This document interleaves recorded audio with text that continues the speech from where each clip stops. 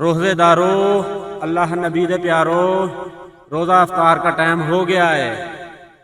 اللہم انی لقسمتو وابک آمنتو وعلیک توکلتو وعلی رزقک افطرتو۔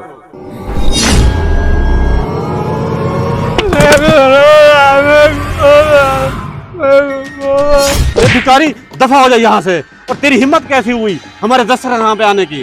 اور زید بھائی کیا تو نے اسے بلایا ہے؟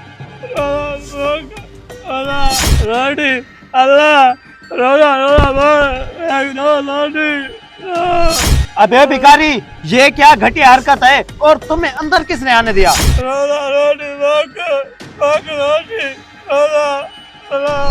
ارے کچرے میں پڑے ہوئے فقیر، تیری اتنی ہمت تو ہمارے دسترخوان میں بیٹھ کے تو ہمارے ساتھ روزہ افطار کرے؟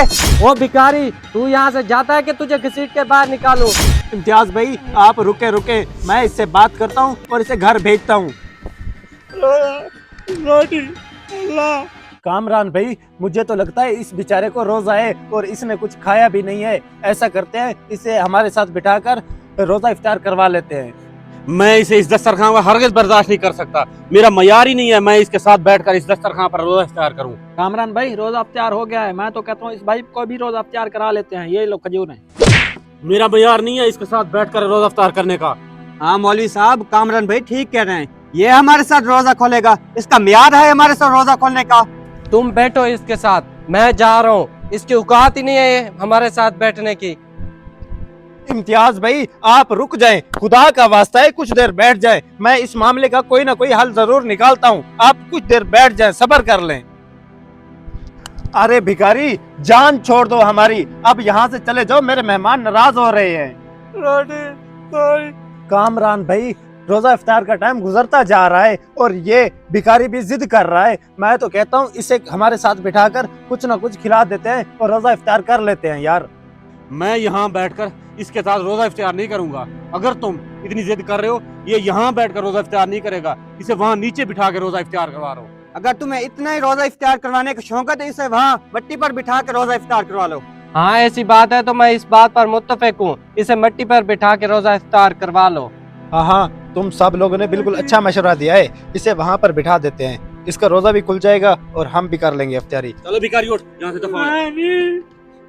آؤ آؤ۔ تم لوگوں کو ذرا بھی شرم نہیں آتی؟ تم اس پر ایسے بھڑک رہے ہو جیسے تمہارا جانی دشمن ہو۔ مولوی تیرا دماغ تو نہیں سٹی آ گیا؟ چل وہاں بیٹھ کے تو روزہ افطار کر۔ چلو بھکاری یہاں بیٹھ تو۔ تم سب میں کوئی انسانیت نام کی چیز نہیں ہے جو اس غریب بھائی پر ظلم کر رہے ہو۔ کامران بھائی، ہم سب انسان ہیں، فرق صرف اتنا ہے کہ وہ غریب ہے اور ہم امیر ہیں۔ مولوی صاحب، ہم اسے یہاں بٹھا کر کھانا دے رہے ہیں نا، آپ بیٹھیں روزہ افطار کریں۔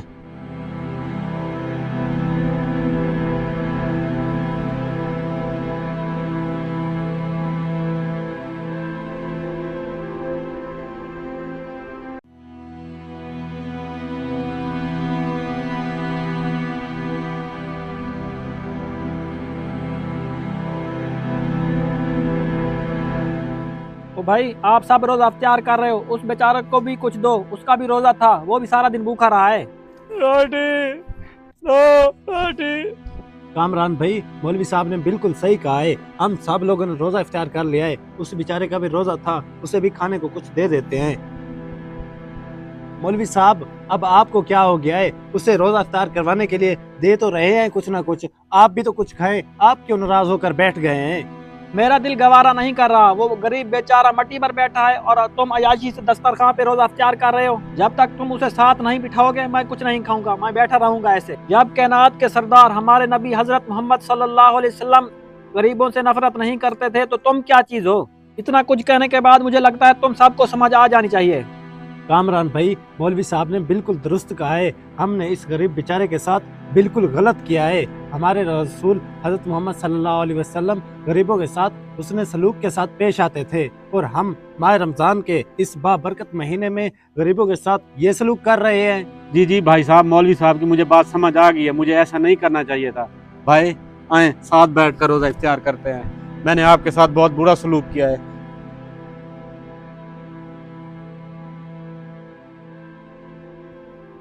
بھائی یہ لیں کھائیں اور مجھے معاف کر دیں، میں بھٹک گیا تھا۔ اللہ معاف، شکریہ شکریہ۔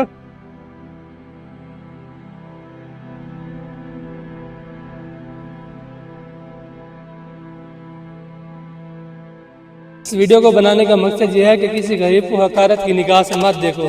رسول صلی اللہ علیہ وآلہ وسلم نے فرمایا، ضعیف اور کمزور لوگ ڈھونڈنے میں میری مدد کرو، کیونکہ کمزوروں اور ضعیفوں کی وجہ سے ہی تمہیں رزق دیا جاتا ہے اور تمہاری مدد کی جاتی ہے۔ اگر آپ کو ہمارا یہ میسج پسند آیا تو اسے لازمی شیئر کریں تاکہ کسی کی اصلاح ہو سکے۔